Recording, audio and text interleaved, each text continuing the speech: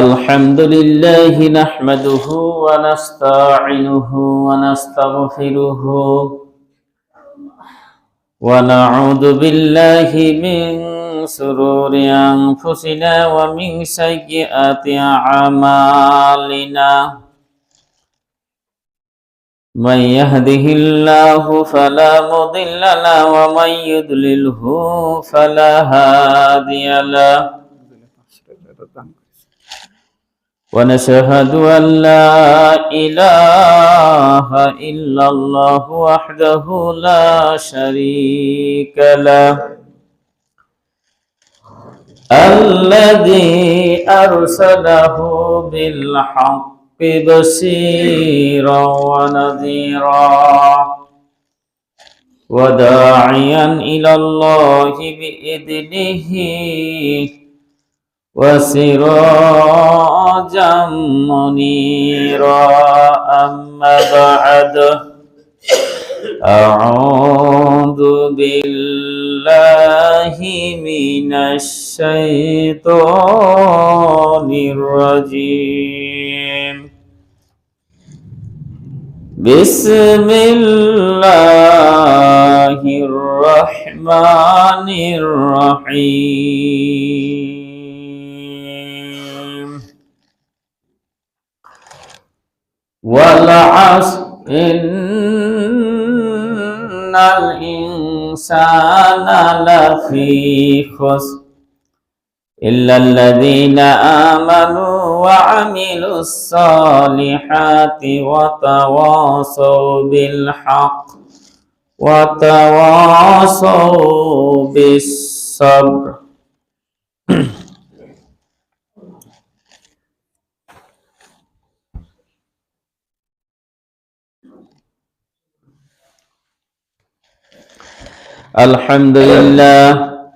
الحمد لله نحمده ونستعينه ونستغفره ونؤمن به ونتوكل عليه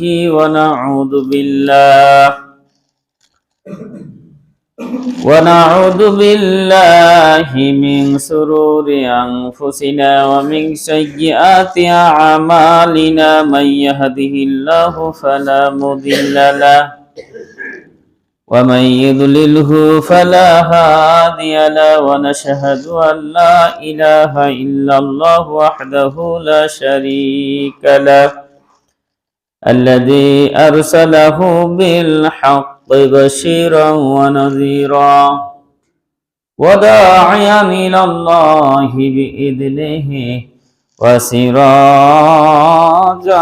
منيرا أما بعد أعوذ بالله من الشيطان الرجيم بسم الله الرحمن الرحيم إنا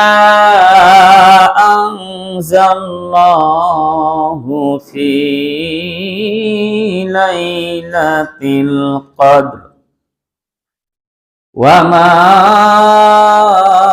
أدراك ما ليلة القدر ليلة القدر خير من ألف شهر تنزل الملائكة والروح فيها بإذن ربهم من كل أمر سلام هي حتى مطلع الفجر.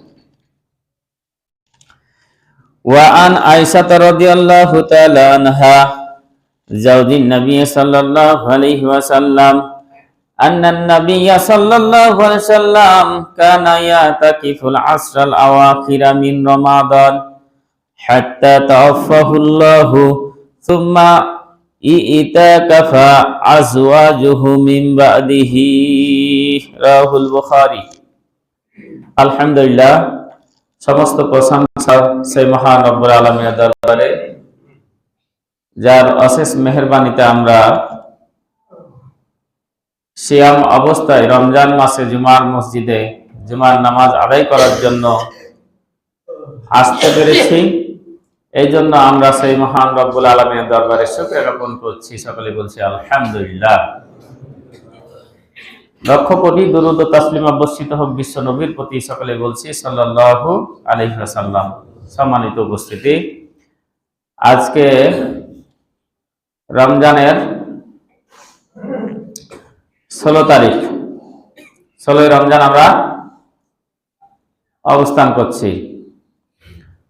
রমজান আমাদের মাস থেকে প্রায় চলে গেল। রমজান মাসের কিছু আমল ছিল, তার মধ্যে একটি গুরুত্বপূর্ণ আমল,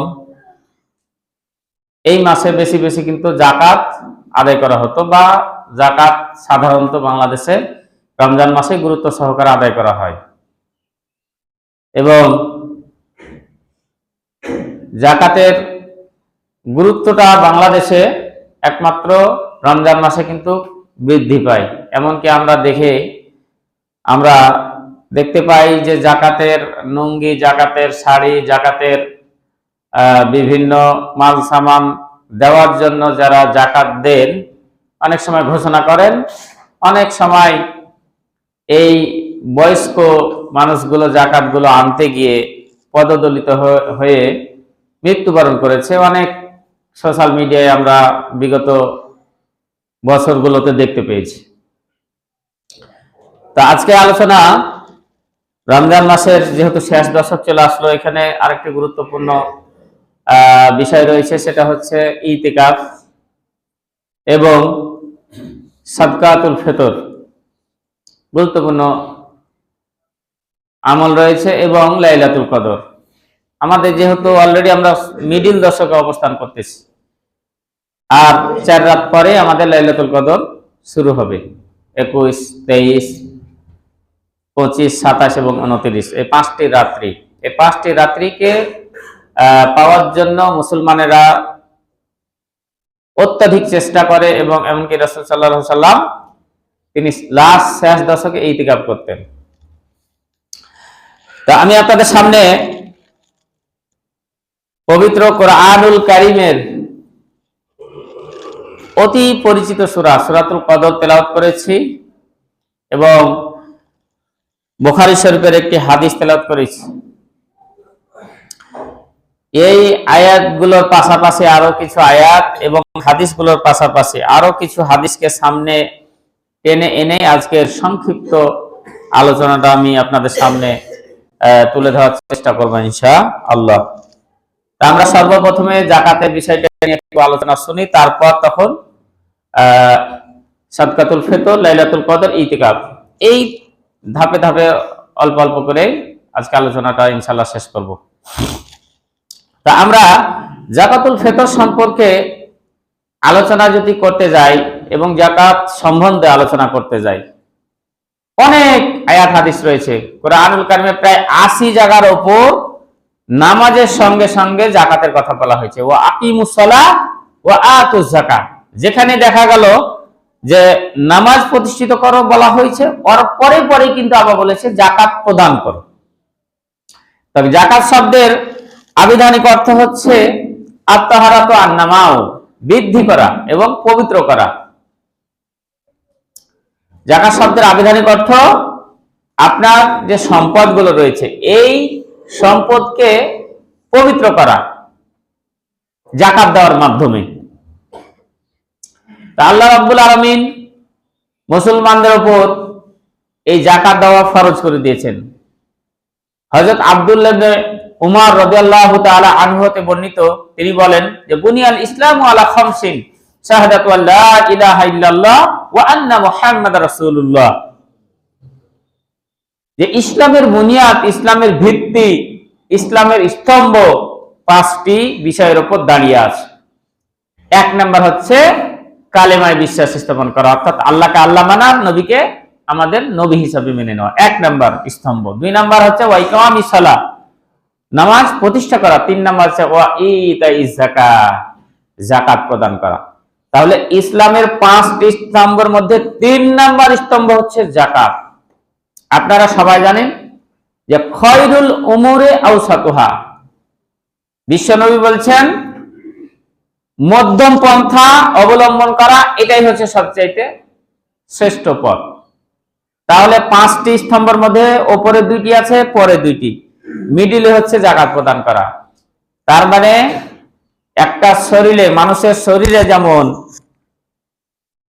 হাত ছাড়া শরীর চলতে পারে না, অন্তরটা যেমন খুবই গুরুত্বপূর্ণ, কল্পটা যেমন খুবই গুরুত্বপূর্ণ,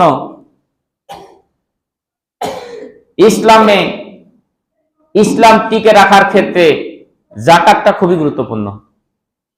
আজকে দেখুন মুসলমানদের সঙ্গে যুদ্ধ দেখেন, ইরানের উপর আমেরিকা এবং ইসরায়েল বাহিনী যা আক্রমণ করেছে,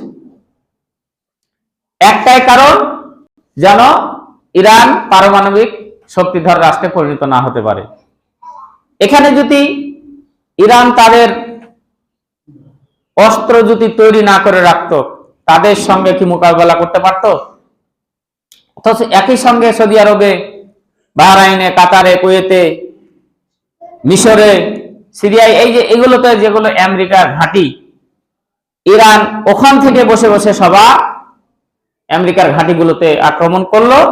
তারা ঘাঁটি বন্ধ করে ওই দেশ ত্যাগ করতে বাধ্য হলো।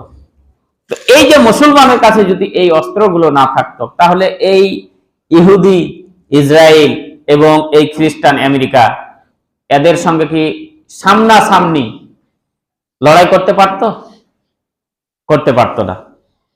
তো এই জন্য ইসলাম টিকে থাকার জন্য টাকা খুবই গুরুত্বপূর্ণ একটা ম্যাটার, টাকা খুবই গুরুত্বপূর্ণ একটা বিষয়। কারণ আপনার আল্লাহ রাব্বুল আলামিন বলছেন ওয়াইদু মাসতাতাআতুম মিন কুওয়া, আল্লাহ রাব্বুল আলামিন বলছেন যে তোমরা তোমাদের সর্বোচ্চ শক্তি সঞ্চয় করো। ওয়াইদু লাহুম মাসতাতাআতুম মিন কুওয়া, তোমাদের সর্বোচ্চ শক্তি দিয়ে প্রস্তুতি তৈরি করে রাখো, যাতে ইসলাম বিরোধীরা তোমাদের সঙ্গে যদি জিহাদ করতে আসে, যুদ্ধ করতে আসে, তাদের সঙ্গে যেন তোমরা মুখোমুখি লড়াই করতে পারো। আজকে আমেরিকার সঙ্গে আঘাত করে, ইসরায়েলের সঙ্গে আঘাত করে, আজকে আরব বিশ্ব কান্ট্রিগুলো কেউ তারা কথা বলছে না। আজকে ইরানের পক্ষে কেউ হচ্ছে না, একা এসে লড়ে যাচ্ছে। এটাই হচ্ছে আসল কারণ। টাকাই হচ্ছে মানুষের খেলতামাশা। টাকা দিয়েছে, সৌদি আরব চুপ, বাহরাইন চুপ, সবাই আমেরিকাকে ঘাঁটি করে জামাই আদরে তাদেরকে স্থান দিয়েছে যে এখানে এসে তোমরা অবস্থান করো। অথচ আল্লাহ রাব্বুল আলামিন বলছেন ইয়া আইয়ুহাল্লাযীনা আমানু লা তাত্তাখিযুল ইয়াহুদা ওয়ান নাসারা আউলিয়া বা'দুহুম বা'দ, যে কখনো তোমরা ইহুদি এবং নাসারাকে কখনো বন্ধু রূপে গ্রহণ করো না, কেননা তোমরা জানো না এরা হচ্ছে ওই বিষধর সাপের চাইতে খারাপ, বিষধর সাপের চাইতে খারাপ। বিভিন্ন খবরে দেখা যাচ্ছে এখন বর্তমানে যে সৌদি আরব ছেড়ে ইসরায়েলকে বাঁচার জন্য এখন ব্যস্ত হয়েছে আমেরিকা, যে তার বন্ধু মিত্র বাহরাইন, কুয়েত, কাতার, সৌদি আরব, মিশর, সিরিয়া, যেসব বন্ধুর সঙ্গে সে এতদিন চলাফেরা করছিল, এখন তাদের পাশে আসছে নাই, এখন ইসরায়েলকে বাঁচার জন্য সে উঠে পড়ে লেগেছে। কারণ আল কুফরু মিল্লাতুন ওয়াহিদা বলা হয়েছে, কাফেরেরা সবাই এক, কাফেরেরা সবাই এক। তাহলে কখনো কাফের আপনার বন্ধু হতে পারে না মুসলমানের, ইহুদি নাসারা কখনো মুসলমানের বন্ধু হতে পারে না, আগেও পারেনি, এখনো হবে না, ভবিষ্যতে হবে না। আপনারা দেখেছেন একটা ভাইরাল বক্তব্য আমাদের তত্ত্বাবধায়ক সরকার, আমাদের শহীদ রিজনা চৌধুরী কি বলল, যে কখনো যেন ইসলাম পন্থীরা পাওয়ারে না আসে। জামাত পাইছিল 168 আসন, 100 আসনকে আমরা ইঞ্জিনিয়ারিং করে বিএনপিকে দিয়ে পাস করেছি। তার মানে কি, ইসলাম বদরের যুদ্ধে এসেছে ছেলে বাপের বিরুদ্ধে যুদ্ধ করছে, ভাই ভাইয়ের সঙ্গে যুদ্ধ করেছে, চাচা ভাতিজার সঙ্গে যুদ্ধ করেছে, মুখোমুখি যুদ্ধ। ওখানে রক্ত সম্পর্ক ছিল না, ওখানে একটা সম্পর্ক ছিল বাতিল এবং হক, ইসলাম এবং কুফর। এই দুই মুখোমুখিতে ছেলে পিতার পরিচয় বহন করেনি যুদ্ধের ময়দানে। আজকে বিপুল ভোট পাওয়ার পর আপনি ক্ষমতায় যেতে দেওয়া হলো না আপনাকে, তাহলে কিছু করার আছে? কিচ্ছু করার নাই। কারণ ওই আমেরিকা ইসরায়েল তারা সব ঠিক, তারা সব ঠিক। এটাই আসল কাহিনী, এটাই আসল কাহিনী। কখনো আপনাকে বাতিলপন্থী ইসলামকে কখনো সামনে যেতে দিবে না। তো সম্মানিত উপস্থিতি, যাই হোক, আল্লাহ রাব্বুল আলামিন যে কথাটা আমি বলছিলাম যে যাকাত হচ্ছে একটি হৃৎপিণ্ডের মতো, একটা কলবের মতন। দেহতে যেমন অন্তর ছাড়া দেহ চলে না, রক্ত ছাড়া যেমন দেহ অচল, যাকাত ছাড়া ইসলামের স্তম্ভ অচল হয়ে যাবে, ইসলামের স্তম্ভ অচল হয়ে যাবে। কারণ প্রত্যেক যুদ্ধের আগে বিশ্বনবী সাহাবীদেরকে বলেছে, তোমাদের যা যা আছে সব আল্লাহর রাস্তায় দান করো। তো এই যাকাতটা ফরজ হয়েছিল দ্বিতীয় হিজরি সনে 624 খ্রিস্টাব্দে। আল্লাহ রাব্বুল আলামিন সূরা আত-তাওবার 103 নম্বর আয়াতে এই যাকাত ফরজ হওয়ার ব্যাপারে সুন্দরভাবে তিনি বলেছেন। আল্লাহ রাব্বুল আলামিন বলেন, খুয মিন আমওয়ালিহিম সাদাকাতান তুতাহহিরুহুম ওয়া তুযাক্কিহিম বিহা। আল্লাহ রাব্বুল আলামিন বলেন, তোমরা তোমাদের সম্পদ থেকে যাকাত আদায় করো। খুয মিন আমওয়ালিহিম, তোমাদের সম্পদ যে আমি দিয়েছি, তোমাদেরকে যে যাকাতের জন্য আমি সম্পদ দান করেছি, এই সম্পদ থেকে তোমরা যাকাত বের করো। কি কারণে বের করো? তুতাহহিরুহুম বিহা ওয়া তুযাক্কিহিম বিহা, ওই সম্পদটাকে পবিত্র করার জন্য এবং ওটাকে পরিশুদ্ধ করার জন্য। তাহলে যাকাত বের করে আপনার সম্পদ আপনি পবিত্র করেন, আপনার সম্পদ আপনি ওটাকে পরিশুদ্ধ করেন। যাকাত বের করে আল্লাহ আপনার কাছে দায়ী নয়, কেউ আপনার কাছে দায়ী নয়। অনেক সময় বলে এত টাকা যাকাত দিব, কি দায় খেয়েছে? এই যাকাত যদি না বের করে একজন মুসলমান, এই দায় কিয়ামতের দিন তাকেই বহন করতে হবে। এই সম্পদগুলোকে একটা বিষধর সাপে পরিণত করে দেওয়া হবে।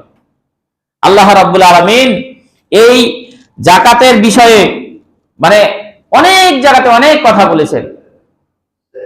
আল্লাহ রাব্বুল আলামিন বলেন, ওয়া আকিমুস সালাতা ওয়া আতুজ যাকাতা ওয়ারকাউ মা'আর রাকিঈন।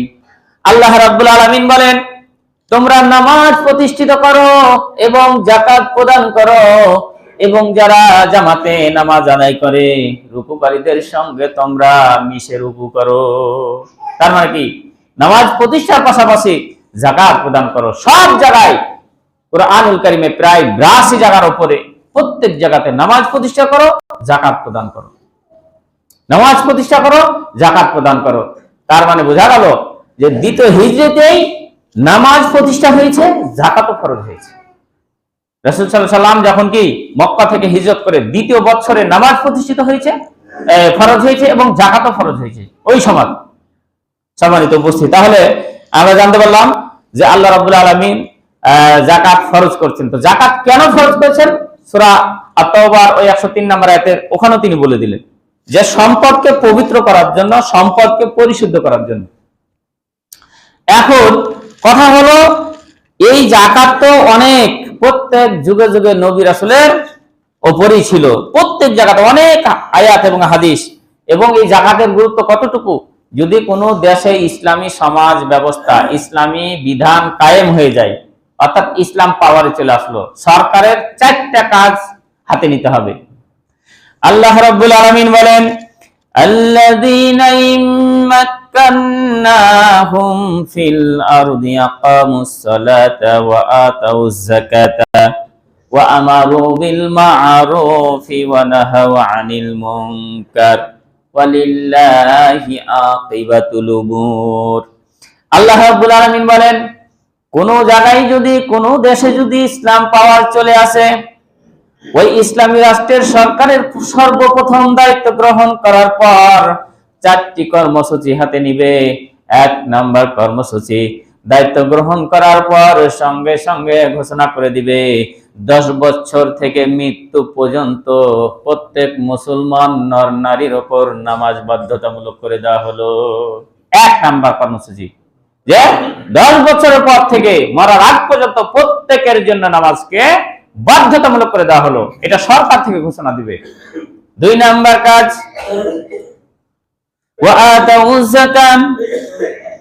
যাদের নিসব পরিমাণ সম্পদ হয়েছে এরা নিজ নিজ দায়িত্বে সম্পদের যাকাত বের করে দিবে।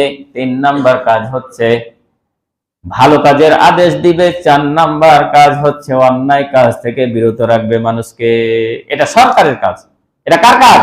সরকারের কাজ। আজকে বাংলাদেশে যত কোটি কোটি টাকা বিদেশে পাচার হয়, যদি ইসলাম প্রচার হতো, ইসলাম যদি কায়েম হতো, এই টাকাগুলো যাকাত যদি সঠিকভাবে বের করে বাংলাদেশেই যদি বন্টন করে দেওয়া হতো, তাহলে একটাও গরিব কিন্তু বাংলাদেশে খুঁজে পাওয়া যেত না। একটাও গরিব খুঁজে পাওয়া যেত না। এত কোটি কোটি টাকা। আমির হামজা কি বললো যে শুধু মেডিকেল থেকে আমাকে 50 কোটির অফার দেওয়া হয়েছে মাত্র 2 দিন ক্ষমতা গ্রহণ করার পর। যে হুজুর চুপে যান, যা হচ্ছে আমরা সব করছি, আপনি 50 কোটি আপনার অ্যাকাউন্টে দিয়ে দিচ্ছি, আপনি অন্য দিক দেখেন, আমাদের মেডিকেলের ব্যাপারে কথা বলতে আসেন না। দেখেন তাহলে 50 কোটি কত টাকা, ওরা কত টাকা, কত কোটি কোটি টাকা, হাজার হাজার কোটি টাকা কামাই। তারপর ওই যে ডিসি, কুষ্টিয়া যে ডিসি, তাকে পরিবর্তন করে জনস্বাস্থ্য মন্ত্রণালয়ে দেওয়া হলো। মানে ভালো লোক ছিল, তারপরে বললো যে কোটি কোটি টাকা ট্র্যাক করিয়ে দেওয়া হলো ওই বালুরঘাটে, কুষ্টিয়া। তাহলে এই যে দেখেন, যদি ইসলামী রাষ্ট্র মানে প্রতিষ্ঠিত, তাহলে যারা হয়তো মনে করছে বেটা 2 টাকা ছিনতাই করছে টাকা খাওয়ার জন্য বা ইনকাম করার জন্য, যাকাত আদায় করার পর এমনও হতো যে একটা মানুষ যাকাত নেওয়া থাকতো না। এমনও হতো হাজার হাজার কোটি কোটি টাকা ব্যাংকে থেকে মানুষ মারা যাচ্ছে। সুইস ব্যাংকে আছে, সুইজারল্যান্ডে আছে, আপনার বিভিন্ন বাইরের ব্যাংকগুলোতে হাজার হাজার কোটি টাকা আপনার জব্দ হয়ে পড়ে আছে। হাজার হাজার কোটি টাকা জব্দ হয়ে পড়ে আছে। তা আপনার এই যদি ইসলামী রাষ্ট্র চালু হতো, এই টাকাগুলো বাইরেও যেত না, সরকার যাকাত আদায় করতো ওই ধনীদের কাছ থেকে এবং গরিবদের মাঝে বন্টন করে দিত, নিজ দায়িত্বে পৌঁছে দিত, তাহলে দেখা গেল একটা গরিব বাংলাদেশে থাকতো না। আর এভাবেই হয়েছে, ইসলামের রাষ্ট্র এভাবেই হয়েছে। মদিনায় মাত্র 10 বছর চেঞ্জ হয়ে গেল। বিশ্বনবী যখন মক্কা থেকে মদিনায় আসলেন, মদিনার অবস্থা এত ভয়াবহ ছিল, এত খারাপ পরিস্থিতি ছিল, তারা সামান্য বিষয় নিয়ে গোত্র গোত্র হাজার হাজার বছর ধরে তারা যুদ্ধ করত, মারামারি করত। এত সামান্য তুচ্ছ বিষয়কে কেন্দ্র করে তাদের এক গোত্র আর এক গোত্রের সাথে আউস খাজরাজের মধ্যে হাজার হাজার বছর ধরে যুদ্ধ চলতো, যুদ্ধ থামতো না। বিশ্বনবী আসলেন, মানুষকে বুঝালেন, ইসলাম গ্রহণ করালেন, তারপর 10টা বছরে এমন ভাবে ইসলাম প্রচার করে ইসলামী রাষ্ট্র ঘোষণা করলেন। কিছুদিন পর দেখা গেল ওই মদিনায় বিশ্বের জন্য মডেল রাষ্ট্র হিসাবে পরিণত হয়ে গেল। 10টা বছরে, ওই হাজার হাজার বছরে তারা গোত্রে গোত্রে যুদ্ধ করত, তারা 10 বছর পর তারাই মডেল হয়ে গেল। 10 বছর পর কে যাকাত নিবে, কে যাকাত নিবে, সরকারের পক্ষ থেকে যাকাত দিবে কাকে, এইরকম লোক খুঁজে পাওয়া যাচ্ছিল না। এখনো যদি আসে, এখনো ওই রকমই হবে, এখনো ওই রকমই হবে। কিন্তু যদি আপনার এই রকম দুর্নীতিবাজ লোক থাকে, তাহলে হাজার হাজার কোটি কেন বাংলাদেশ কখন বিক্রি হয়ে যাবে আপনি জানতে পারবেন না, আপনার বাড়ি ঘর বিক্রি করে দেবে আপনি জানতে পারবেন না। মানে এইরকম হয়ে যাবে যদি নেতা যদি অসৎ হয়, দেশের শাসক যদি অসৎ হয়। এটা প্রত্যেক জায়গায় সম্মানিত উপস্থিত। তাহলে যাকাতের বিষয়ে সরকারের প্রথম কাজ হচ্ছে 4টি কাজের মধ্যে যাকাত 2 নম্বরে প্রতিষ্ঠা করবে, নামাজের পরপরই, মানে যাকাত আদায় করবে নিজ পক্ষ থেকে। এখন সংক্ষেপে যেহেতু আলোচনা, এখন যদি যাকাত আদায় না করা হয় তাহলে কি হবে, আর যাকাতের সম্পদ কি কি? স্বর্ণ, রূপ্য, আর এই যে আপনাদের ফসলি গুলো যে আগুলো আপনারা করেন এগুলো, তারপর গরু, ছাগল, মহিষ, এই সমস্ত উট, এলার উপর যাকাত দেওয়া যায়। তো এখন স্বাভাবিকভাবেই 7.5 তোলা সোনা এবং 52 ভরি বা তোলা হচ্ছে রূপ্য, এই পরিমাণ সম পরিমাণ টাকা যদি 1 বছর আপনার ব্যাংকে বা বাড়িতে যে কোনো জায়গাতে থাকে, এখন দেখাচ্ছে যেটা বর্তমান 52 ভরি রূপার দাম হচ্ছে 1,97,000, বর্তমানে 1,97,000 থেকে 2,10,000 মধ্যে 52 ভরি ওই রূপার দাম। আর এই 7.5 ভরি বা 7.5 তোলা সোনার দাম বেশি, অনেক দেখাচ্ছে 17 লক্ষ প্রায়। তাহলে এটা বাদ দিলাম। তা সর্বনিম্ন ওই রূপ্য মূল্য দামটা যদি আপনার কাছে থাকে প্রায় 1,97,000 থেকে 2,10,000, কারোর ব্যাংকে বাড়িতে যদি এই পরিমাণ টাকা থাকে তাহলে তাকে 2.5% হারে অর্থাৎ 1,25,000 টাকা যাকাত দিতে হবে। আর গরু তো নাই এখন, যেহেতু গরু হচ্ছে সর্বনিম্ন 30টা থাকলে 1 বছরের একটা বাছুর, গরু যেহেতু নাই ওই বিষয়ে আলোচনা নাই করি। তারপর হচ্ছে ছাগল হচ্ছে 40টা, ছাগল 40টা আছে কারোর মাঝে এখন নাই, তাহলে ওটাও বাদ। উটের কথাই তো নাই, উট হলে 5টা হলে একটা, তাহলে এই ওগুলো আমাদের আছে। এখন এই টাকাটা আছে মানে 2 লক্ষ টাকা প্রায় অনেকেরই আছে। এখন আপনার মনে করেন সারা বছরে সংসারের খরচ, যাবতীয় খরচ করার পর 2 লক্ষ টাকার নিচে আপনার নামছে না, 2 লক্ষ টাকার নিচে আপনার নামছে না। যদি না নামে তাহলে আপনাকে ওই 2 লক্ষ টাকা যদি হয় তাহলে 1,25,000 হলে 2 লক্ষ কত, আপনার 5,000 টাকা আপনাকে যাকাত দিতে হবে। এটা হচ্ছে বর্তমানে আপনার হিসাব। আর যে ধান লাগান, ধানের যেটা অসুর বলি আমরা, এটা ধরেন আপনার আসমানি পানিটা যদি হয় তাহলে 10 ভাগের 1 ভাগ, আর যদি সেচের মাধ্যম দেওয়া হয় 20 ভাগের 1 ভাগ। তো এখন ঋতু তো চেঞ্জ হয়ে গেছে, কখন পানি হয় আর কখন পানি হয় না নিজেও বলতে পারা যায় না, তাই না? ঠান্ডার সময় পানি হয়, কখন বর্ষার সময় গরম হয়, খরা হয়। এই জন্য ঋতু চেঞ্জ হয়ে গেছে, যেহেতু এখন ওলামায়ে ইত্তেফাক হয়েছেন, তারা মুওয়াফিক হয়েছেন, ঐক্যমত পোষণ করছেন যে ওই 20 ভাগের 1 ভাগ দিলেই হবে সারা বছর, যেহেতু এখন ঋতু চেঞ্জ হয়ে গেছে। মানে আসমানি পানি দেয় একটাও ফসল ঠিক মতন আর হয় না। সম্মানিত উপস্থিতি, তাহলে বোঝা গেল যে আপনার আমার জন্য এই বর্তমানে 2 লক্ষ টাকা যদি কাউরি থাকে তাহলে আপনাকে ওই 2.5% হারে 1,25,000 টাকা বের করে দেওয়া লাগবে। 2, আমরা যে ফসলটা করছি ধান, এই ধানটা তো অনেকেই করেন, এটা আপনি 20 ভাগের 1 ভাগ দিয়ে দিবেন, বাস।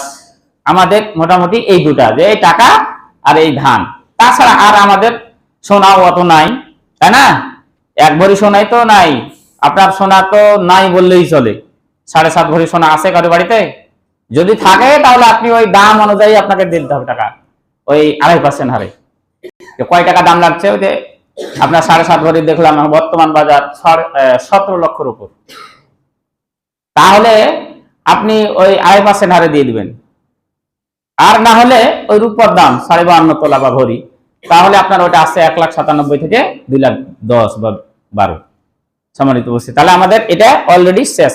যদি আদায় না করি, এখন প্রশ্ন এটা আসলো, যদি যাকাত আদায় না করি কি হবে বা হাদিসে কি রয়েছে, আমরা এই যাকাতের বিষয়টা এই একটু শুনি। যদি আদায় না করি তাহলে অবস্থা আমাদের কি হবে? আল্লাহ সুবহানাহু ওয়া তাআলা এই বান্দার প্রতি যে যাকাত ফরজ করলেন, এটা যদি আপনি আদায় না করেন তাহলে কি অবস্থা হবে?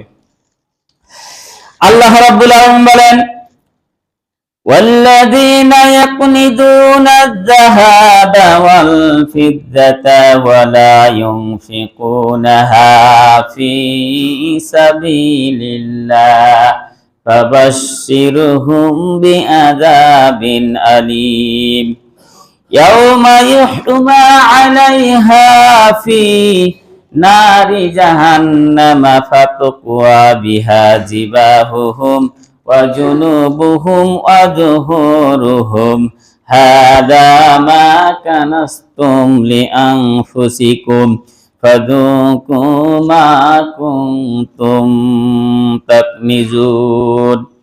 আল্লাহ রাব্বুল আলামিন বলেন, যাদের ঘরে স্বর্ণ এবং রৌপ্য রয়েছে অথচ স্বর্ণ রৌপ্যকে পুঞ্জীভূত করে রেখে দিয়েছেন, ব্যাংকে রেখে দিয়েছেন, লকারে রেখে দিয়েছেন, সে যাকাত আদায় করছেন না, আল্লাহ পাক বলেন তাদেরকে আপনি যন্ত্রণাদায়ক আযাবের শাস্তির কথা শোনাইয়া দেন। শুধু এইটা না, কিয়ামতের দিন ওই সোনা রূপগুলোকে এমন ভাবে গরম করা হবে, গরম করার পর একটা বিষধর সাপে পরিণত করা হবে। হাদিসে এই আয়াতের ব্যাখ্যা স্বরূপ একটি হাদিস এসেছে। হাদিসটা এরকম, হযরত আবু হুরায়রা রাদিয়াল্লাহু তাআলা আনহু হতে বর্ণিত, তিনি বলেন, বিশ্বনবী বলেছেন, মান আতাহুল্লাহু মালান ফালাম ইউদ্দি যাকাতাহু মুসিলা লাহু মালুহু ইয়াউমাল কিয়ামাতি সুজাআন আকরাউ লাহু জাবিবাতান। বিশ্বনবী বললেন, কাউকে যদি সম্পদ দেওয়া হয় আর ওই সম্পদের যাকাত বের না করেন, তাহলে বিশ্বনবী বলছেন এমন একটা বিষধর সাপ পরিণত করা হবে, যেই সাপের মাথায় দুটি কালো ডেরা কাটা দুইটা দাগ থাকবে। তারপর ওই সাপটাকে ইউতাযিকুহু ইয়াউমাল কিয়ামাতি সুম্মা ইয়াখুযু বিলিহিমাতাইহি আনি সিদকাইহি, ওই সাপটাকে তার গলায় পেঁচিয়ে দেওয়া হবে। সাপটা গলায় পেঁচানো অবস্থায় এভাবে ওই ব্যক্তির মুখের সামনে ফেনা তুলে বলবে, আনা মালুকা আনা কানজুকা, আমি তোমার সম্পদ, আমি তোমার গচ্ছিত সম্পদ, এভাবে বলবে। আর তার গলায় ছবল মারবে, গালে ছবল মারবে, পিঠে ছবল মারবে, সাইডে ছবল মারবে। ওই কুরআনুল কারীমের কথা অনুযায়ী লোহার উত্তপ্ত একটা রড তৈরি করা হবে, ওই পিঠে ছ্যাঁক দেওয়া হবে, মুখে ছ্যাঁক দেওয়া হবে, সাইডে ছ্যাঁক দেওয়া হবে। ছ্যাঁক বুঝেন তো, দাগ দেওয়া হবে। ওই যে যখন আপনার সামনে কুরবানির আগে কামাররা যখন হাইসা, দা, কুড়াল, ছুরি যখন আপনার কি করে, গরম করে এমন লাল হয়ে যায়, ওই অবস্থায় যদি আপনার এই কপালে যদি ওটাকে ঠেকানো হয়, সাইডে যদি ঠেকানো হয়, পিঠে যদি ঠেকানো হয়, চামড়া থাকবে কিছু? যেখানে ঠেকাবে একেবারে গোল, একবারে আপনার কলিজা পর্যন্ত চলে যাবে, চামড়া সহ হাড় পর্যন্ত আপনাকে পোড়াই দিবে, এত উত্তপ্ত হয়ে যায়। বিশ্বনবী ওই আয়াতে বলছেন যে ওই সম্পদগুলোকে, স্বর্ণরূপ্য সম্পদগুলোকে অত্যন্ত গরম করে তার কপালে, ললাটে, পার্শ্বদেশে এবং পৃষ্ঠদেশে 3 জায়গাতে ছ্যাঁক দেওয়া হবে, দাগ দেওয়া হবে। এবং হাদিসের ভাষা অনুযায়ী ওই সম্পদগুলোকে একটা বিষধর সাপে পরিণত করা হবে এবং ওই সাপটাকে পেঁচিয়ে গলায় ঝুলিয়ে দিয়ে ওই সাপটা তখন এভাবে কথা বলবে। সাপটা কথা বলবে যে আমি তোমার সোনা, আমি তোমার রূপা, আমি তোমার ধান, আমি তোমার ভুট্টা, আমি তোমার গম, এভাবে যে যে মানে বিষয়ে আপনি কি দেননি, মানে যে সম্পদের আপনি যাকাত দেননি, ওই সম্পদগুলোর নাম নিজে উচ্চারণ করবে। আমি তোমার ব্যাংকের লকারে অমুক সোনা, আমি তোমার ব্যাংকের লকারের রূপা, আমি তোমার ব্যাংকের অমুক টাকা, এই যে এভাবে আমি তোমার ধান, যে যে মানে সম্পদের আপনি কি দেননি, যাকাত দেননি, এভাবে নাম বলবে আর ছো মারবে। সেই ছোর কথা বলা হয়েছে। ওই সাপ এত বিষাক্ত, একবার যদি ভুল ক্রমে তার ছবলের একবার যদি নিঃশ্বাস পৃথিবীতে পড়তো, এই পৃথিবীর সুবর শ্যামল যত গাছ গোছালি সুন্দর সিস্টেম দেখছেন, ওই বিষের জ্বালাতে পৃথিবী পুড়ে ছারকার হয়ে যেত, নাউযুবিল্লাহ। তাহলে আপনাকে আমাকে ছ্যাঁক দেওয়া হবে। আজকে বিগত বছরগুলোতে দেখেন কোটি কোটি টাকা রেখে মানুষ মারা গেছে। যাকাত অস্বীকার করেছিল মুসা আলাইহিস সালামের চাচাতো ভাই কারণ। তাকে যখন যাকাতের কথা বলা হয়েছিল, সে যাকাত কিসের টাকা, হ্যাঁ, কোটি কোটি টাকা, মানে এই হুজুরের মানে নাই, খেয়েটা কাজ নাই, আমি একটু বিভিন্ন কারণে পরিশ্রম করে ইলমের মাধ্যমে টাকা ইনকাম করছি, আর আমার সম্পদের দিকে কি চোখ পড়ে গেছে। এই যে বাগানের গাছ, যখন বেগুনের গাছ যখন লাগাই, মানুষের বদ নজর থেকে বাঁচার জন্য একটা এই পুতুল তৈরি করে না, একটা মূর্তি তৈরি করে রাখে, ওখানে একটা কালো হাড়ির ওপর একটা করে রাখে, যাতে কি বদ নজরটা না পড়ে, আর বাগানে যাতে বদ নজর না পড়ে, আর লিচুতে যাতে না পড়ে, আমি যাতে না পড়ে, এরকম বদ নজর মুক্তের জন্য ওই রকম একটা মানে আপনার মূর্তি তৈরি করে বা তৈরি করে রাখে। তো কারণ করেছে যে এত টাকা দেখে এত সম্পদের দিকে চোখ নজর হলো, মুসাকে দিব না, যা তোর আল্লাহ কি করবে করলে। আল্লাহ রাব্বুল আলামিন তাকে সহ তার সম্পদকে একেবারে জমিনে গাড়িয়ে দিলেন, জমিনে পুঁতে দিলেন, এবং কিয়ামত পর্যন্ত সে সম্পদ এবং সে এখন পর্যন্ত নিচের দিকে যেতেই আছে। কিয়ামত হবে, কিয়ামতের দিন ওই সম্পদ এবং তাকে উঠানো হবে। তাহলে জাকাত খুবই একটা গুরুত্বপূর্ণ বিষয়। যা সময় একদম শেষে গেছে, আর এই বিষয় নাই, আগামীকালকেও আগামী জুমাতেও দরকার একটুই করবো। হ্যাঁ, এখন আমাদের যেটা গুরুত্বপূর্ণ বিষয়, আয়াতটি যেটা পড়েছিলাম, যে এই রমজান মাসের শেষ দশকে একটি রাত রয়েছে, সেই রাতটির নাম হচ্ছে লাইলাতুল কদর, যেটা 1000 মাস ইবাদত করার পর যে সওয়াব পাবেন, এই লাইলাতুল কদর কেউ যদি পায়, তাহলে ওই 1000 মাসের যে রাত ইবাদত করা সওয়াব পাবেন, তার চাইতে এই এক রাতই আল্লাহ রাব্বুল আলামিন আপনার আমার আমলনামায় দিয়ে দিবেন। সুবহানাল্লাহ। তাহলে এই সামনে এই রাতটার জন্য আমরা প্রস্তুতি নিব। আরেকটা বিষয় হচ্ছে ইতিকাফ। আরেকটা বিষয় ইতিকাফ। ইতিকাফ কিন্তু খুব একটি গুরুত্বপূর্ণ বিষয়। ইতিকাফটা আপনার অনেকে আমরা বুঝি না, অনেক জায়গাতে যাই, অথচ আল্লাহ সুবহানাহু ওয়া তাআলা বলছেন যে ওয়াআকিফু ফিল মাসাজিদ, তোমরা মসজিদে ইতিকাফ করো। ওয়ালা তুবাসিরুহুন্না ওয়া আনতুম আকিফুনা ফিল মাসাজিদ, যখন ইতিকাফ করবে ওই সময় স্ত্রী সহবাস করো না। তাহলে ইতিকাফ একটা গুরুত্বপূর্ণ বিষয়, যেটা হচ্ছে শেষ দশকে মসজিদের এক কোণাতে একটা সুন্দর ঘরের সিস্টেম করে, চাদর দেওয়া হোক, মশারি দেওয়া হোক, যে কোনো একটা ঢেকে একটা থাকার জায়গা করে আপনি লাস্ট 10 দিন ইবাদত বান্দিগিতে কাটাবেন। এটাকে বলা হয় ইতিকাফ। রাসূল সাল্লাল্লাহু আলাইহি সাল্লাম নিজে ইতিকাফ করেছেন শেষ দশকে, যতদিন মরেছেন, মানে ইতিকাফ মৃত্যু পর্যন্ত তিনি করেছেন। এবং মসজিদগুলোতে বিভিন্ন জায়গায় শহরের এখন কিন্তু এই ইবাদতটা হচ্ছে, অনেক যুবক ছেলেপেলেও করতেছে। তা আপনারা যারা অবসর সময় কাটাচ্ছেন, এত হয়তো এখন চাকরি করছেন না, বা কৃষি কাজ ক্ষেত খামারও করার আপনাদের কি আর শক্তি সামর্থ্য নাই, আপনারা পারলে এই ইবাদত গুলো করেন। অনেক বয়স্ক, দেখেন অনেক বয়স্ক, মধুপুরে কিন্তু অনেক বয়স্ক লোক আছে, আজরাইল কিন্তু ডাইন বাইর দিয়ে বোধহয় যায়। আপনার মধুপুরে দেখেন অনেক জায়গার তুলনায় আমাদের বর্তমান বাড়ির কথা, একটা মুরব্বী নামাজ পড়াবে তার নেই, মানে এত মরতে মরতে সব বুড়া গেলা শেষ হয়ে গেছে, মানে 60-70-এর মধ্যে নাই, পরে ওদিক। তাহলে আপনাদের ডানে মাঝে দেখেন মধুপুরে কিন্তু অনেক কিন্তু এখনো বয়সের লোক আছে, কিন্তু দুঃখের বিষয় এই যে কোথাও আজান দিতেই পারে না, অনেক মুরব্বী আছে।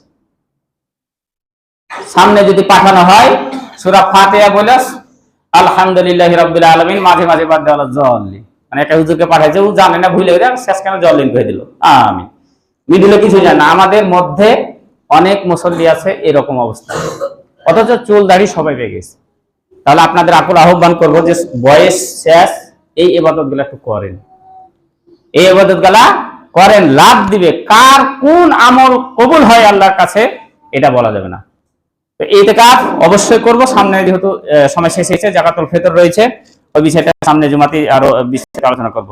হ্যাঁ, একটি বিষয় সেটা হচ্ছে আপনার ডাবলু ভাইয়ের আম্মার কবর জিয়ারত করতে যাওয়া হবে নামাজের পর, আসরের পর যাওয়ার কথা ছিল। তো এখন তো সব